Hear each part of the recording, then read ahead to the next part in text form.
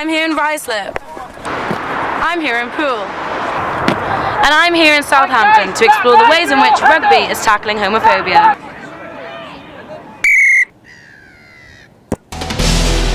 Since 1823, rugby has become one of the most popular sports around the globe. But have you ever stopped to consider how rugby's masculine culture is affecting gay players? 2.5 million tickets were sold for the Rugby World Cup in 2015, when almost 500,000 fans travelled overseas. With the sport's increasing popularity, is rugby leading the way in tackling homophobia? I'm Lucy Thomas and I'm travelling the country to find out.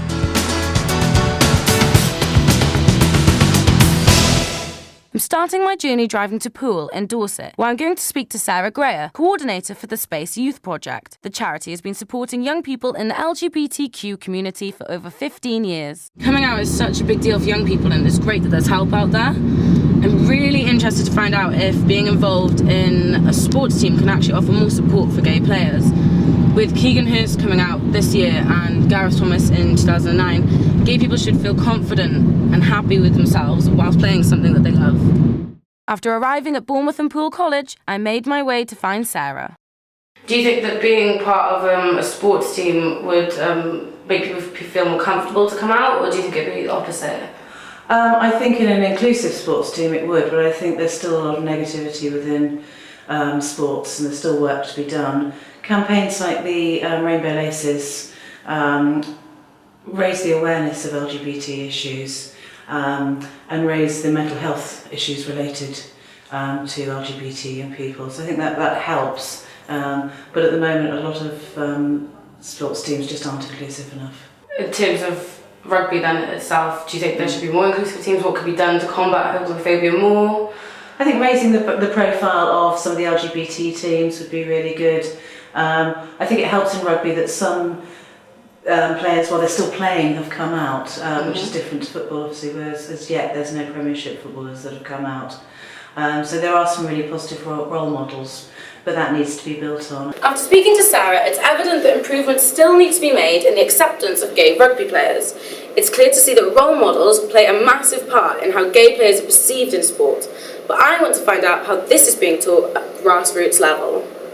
So today I'm driving to Ruislip in West London, ready to meet community coach Joe Russell. He works for the Rugby Football Union. Basically he's going to be training the under-17s there at the rugby club. Will hopefully give us more insight into how the youth of today are being educated about homosexuals and rugby. So we're just en route now. When I arrived at the club, I made my way to the pitch, where all the action was taking place.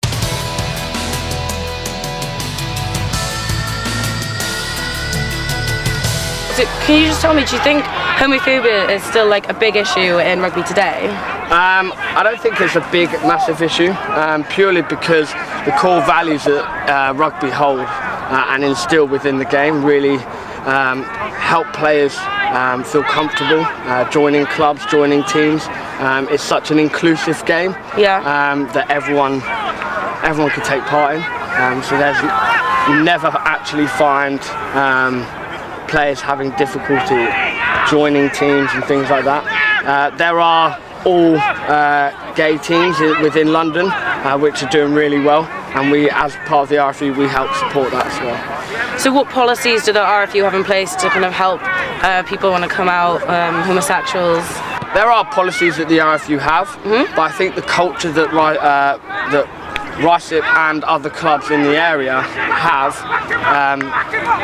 helps that transition of players finding out that they're gay and actually being able to express that. After speaking to Joe about the values of rugby, I wanted to find out what the public really think about homosexuality in sport. My results show that 94% of fans would fully support a rugby player coming out. However, 6% said that they would stop watching their favourite team play if one of the squad members was openly gay. A further 65% felt that rugby is the sport leading the way in tackling homophobia. Some of the responses were truly shocking and show that there is still work to be done for homosexuals to get the respect that they deserve. This leads me to my final destination, where I'll be looking into how gay players really feel about homophobia in rugby. Tonight I'm here in Southampton with an all-inclusive rugby team, the Wessex Wyverns. I'll be speaking to one of the players about his experience of joining the team and the challenges he's faced coming out as an openly gay rugby player. The Wessex Wyverns was formed in June 2014 and welcomes players from all backgrounds. The team was established to encourage gay people to enjoy rugby and develop their skills. I spoke to William Woodhead, who recently joined the club last year. So why did you join the Wyverns then? So about 3 months ago, I was at Southampton Pride. I was just finished doing the Couch to 5K running program, and I was like, I need something to do with my time.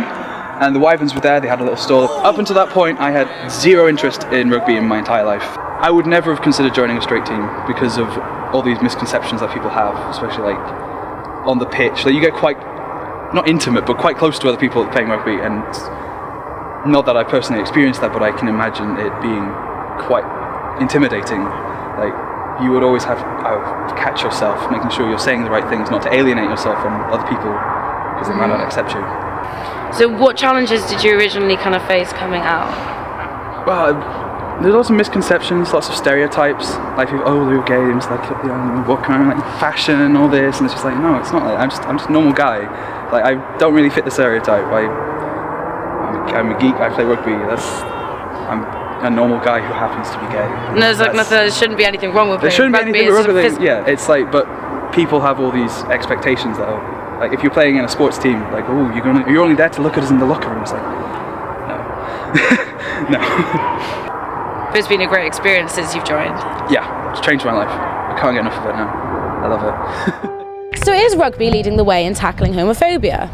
On my journey, I have discovered that despite there still being a cultural stigma surrounding homosexuals in rugby, progress is being made. Gay teams like the Wessex Wyverns and many more are leading the way in promoting the acceptance of gay rugby players and are setting an example to all sports worldwide.